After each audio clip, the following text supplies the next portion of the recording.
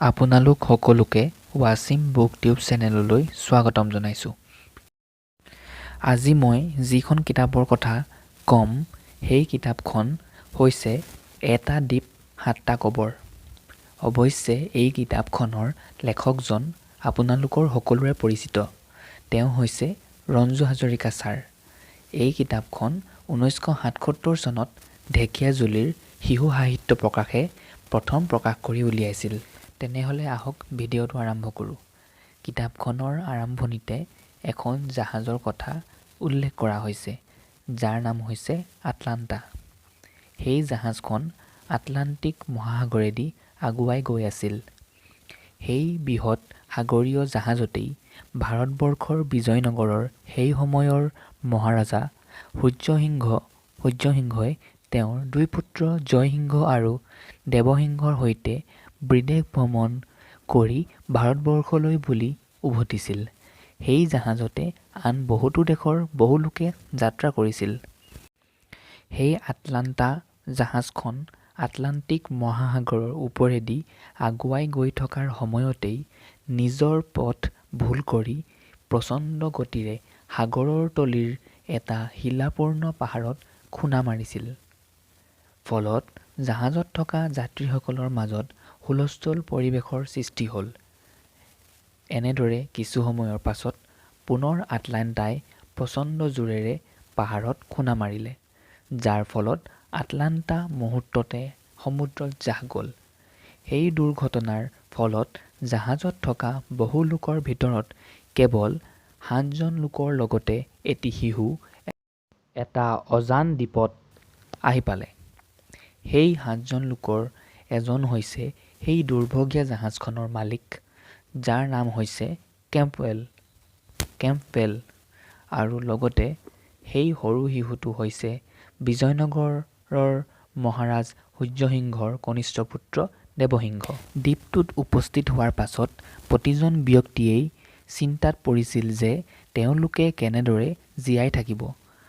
তেওঁলোকৰ কেইজনমানে এই দ্বীপটোত মৰিম বুলি ভাবিয়েই নিজৰ বাবে কবৰ খন্দা আৰম্ভ কৰিছিল, আৰু যি কেইজনে কবৰ খান্দিছিল বাকী কেইজনকো নিজৰ বাবে একোটাকৈ কবৰ খান্দিবলৈ পৰামৰ্শ দিছিল।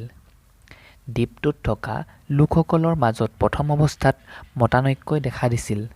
পাছত অৱশ্যে সকলোৱে একেলগে জীয়াই থকাৰ যুঁজখন চলাই নিবলৈ সন্মত হ'ল।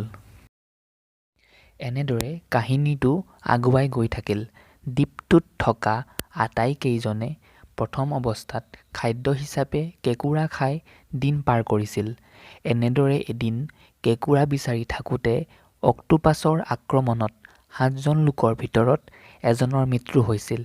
এনেদৰে দিন বাগৰি যোৱাৰ লগে লগে তেওঁলোকে খাদ্য বিচাৰি পোৱাত অসুবিধা হৈছিল, যাৰ ফলত তেওঁলোকৰ মাজৰ আন 2-3জনৰ মৃত্যু হৈছিল। লগতে বাকী থকা এজনে আত্মহত্যা কৰিছিল, এজনে বিষাক্ত ফল খাই মৃত্যু হৈছিল। এনেদৰে দ্বীপটোৰ কবৰসমূহ পূৰ হৈ গৈ আছিল। পিছত কেৱল এজন ব্যক্তি যোচেফ ফাৰ্নি আৰু ৰজা সূৰ্যসিংহৰ কনিষ্ঠ পুত্ৰ দেৱসিংহ বাচি আছিল। অৱশ্যে অৱশেষত দেৱসিংহক নিবলৈ ৰজাৰ কৰ্মচাৰীসকল আহিছিল। সেই কৰ্মচাৰীসকলৰ লগতে যোচেফ ফাৰ্নিও যোৱাৰ কথা। ফাৰ্নিহঁত যোৱাৰ আগতে তেওঁৰ লোকৰ লগৰ এজন ব্যক্তিক ফাৰ্নিয়ে কবৰ দি আছিল। কবৰ দি থকাৰ সময়তে তেওঁ শুনিবলৈ পালে দূৰত হেলিকপ্টাৰৰ শব্দ হ'বলৈ আৰম্ভ কৰিছে। তেওঁ বুজি পালে যে দেৱসিংহক লগত লৈ ৰজাৰ কৰ্মচাৰীসকল যাবলৈ ওলাইছে। ফাৰ্নিয়েও সেইবাবে খৰধৰকৈ যাবলৈ ওলাল। কিছুদূৰ যোৱাৰ পাছত ফাৰ্নিয়ে অনুভৱ কৰিলে যে তেওঁৰ ভৰিৰ তলৰ মাটিখিনি কঁপিবলৈ ধৰিছে।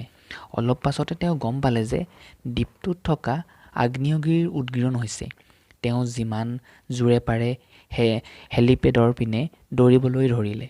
কিন্তু ফাৰ্নি হেলিপেড পাবলৈ কিছুদূৰ বাকী থকা অৱস্থাত অকস্মাত হেলিকপ্টাৰ দুখন আকাশলৈ উঠি আগ্নেয়গিৰিৰ বিপৰীত ফালে উৰা মাৰিলে।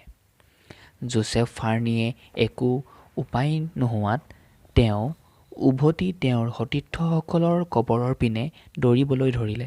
অৱশেষত তেওঁৰ দৌৰিবলৈকো কোনো ঠাই নোহোৱা হ'ল। তেওঁ আগ্নেয়গিৰিটোৰ ফালে চাই এখোজ দুখোজকৈ পিছলৈ গৈ থাকিল। এনেদৰে হঠাৎ এটা সময়ত তেওঁৰ বাবে খান্দি থোৱা কবৰটোত সোমাই পৰিল। ক্ষন্তেক পিছতে গলিত লাভাবোৰ বাগৰি বাগৰি আহি গাঁতটোত সোমাই মুহূৰ্ততে পূৰ কৰি পেলালে। এনেদৰেই দ্বীপটোৰ 7টা কবৰ পূৰ হ'ল। মোৰ এই কিতাপখন পঢ়ি খুব ভাল লাগিল। আপোনালোকে যদি কিতাপখন পঢ়িলে তেনেহ'লে তলত কমেণ্ট কৰিব কিতাপখন পঢ়ি কেনে পালে। আৰু যদি পঢ়া নাই এবাৰ পঢ়ি চাওক। তেনেহ'লে আজিলৈ ইমানতে সামৰিছোঁ। ধন্যবাদ।